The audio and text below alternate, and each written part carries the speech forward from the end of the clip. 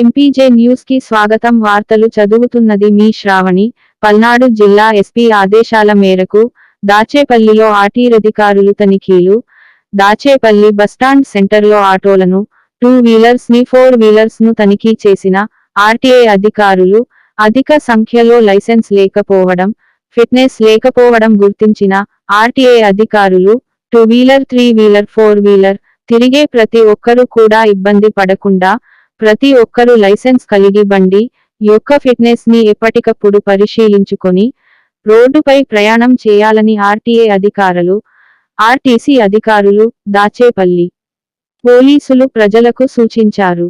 దాచేపల్లి పట్టణంలో తిరిగే ఆటోలు ప్రతి ఒక్కరు కూడా డాక్యుమెంట్లు కలిగి ఉండాలి, ఇన్సూరెన్స్ కలిగి ఉండాలి, ఫిట్నెస్ కలిగి ఉండాలి, లైసెన్స్ కలిగి ఉండాలి.